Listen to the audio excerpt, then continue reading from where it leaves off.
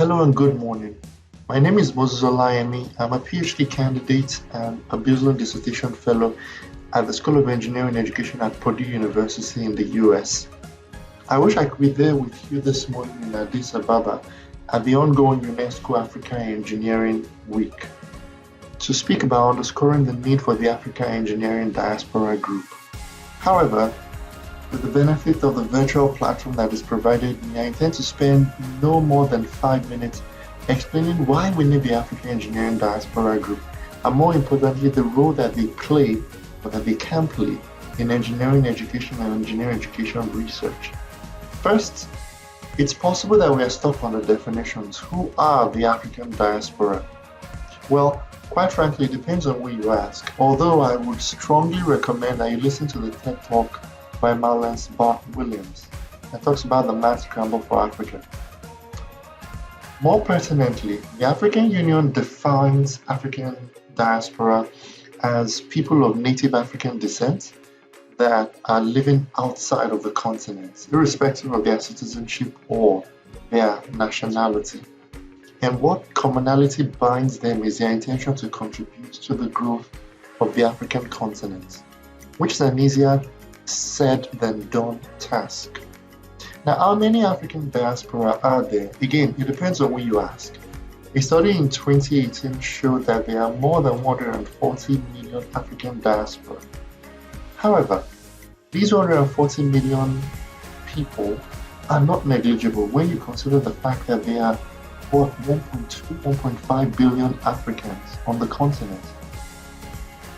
The contribution of African diaspora to the continent every year more than supersedes $40 billion, also not a negligible number.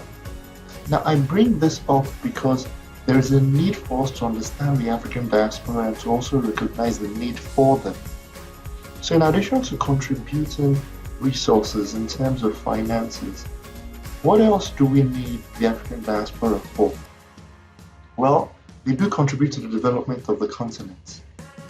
In addition, due to their exposure to advanced skills, resources, and opportunities in their various countries of residence, they are also able to springboard Africa many hundreds of years in terms of research and development. So we can leverage on the skills and the competences, the advanced skills and competences that African diasporans gain in their places of residence. And this is not a feat to be dismissed with a sleight of hand. Where can we start, you ask? Now, I'm biased here, and I would be very clean about that. There is a nexus of engineering and education that I advocate, and that we advocate in the African Engineering Diaspora Group. I imagine that many of you are familiar with this image that talks about pedagogical knowledge and content knowledge, which, bear in mind, is always embedded in a context. It is possible to know how to teach engineering. It is possible to know how to teach generally. But being able to know how to teach particular students, especially of African descent, within the context of Africa, requires knowledge that a lot of people are not privy to.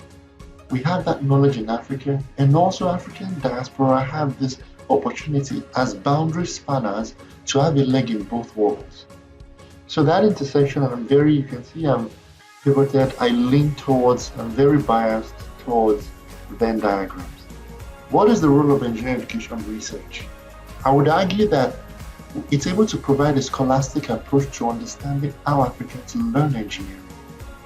I would also argue that it's able to help us develop and conceptualize our own indigenous learning frameworks. And this can be whether in the way we view knowledge, epistemology, in our conception of being, ontology, or even in the ways that we value our own selves, our cultures, and this is the axiological frame. I bring these into context because the African continent is very unique in the ways that we treat and move in our communal actions. For this reason, we need to conceptualize our own indigenous learning frameworks. And this is easy to do when we have this opportunity of gaining the skills to be able to conceptualize frameworks and understanding the culture that is intrinsic to Africa. and being able to merge both together. Other things that we can benefit from engineering educational research: improving access to pre-college engineering education, effective research to practice, and addressing the problem of mass consumerism in Africa. I would end by saying that we need a Federation of African Engineering Diaspora. We need a seat at the table. We need to be able to vocalize the many issues that are happening within Africa and also outside of the borders of Africa, because they will come, I believe, in the concept that the need for us to grow Africa together, which is the theme of the conference of the Africa Engineering Week, requires not only African residents, but African diaspora. I will be happy to respond to any questions you have. Please, I look forward to hearing back from you. Thank you.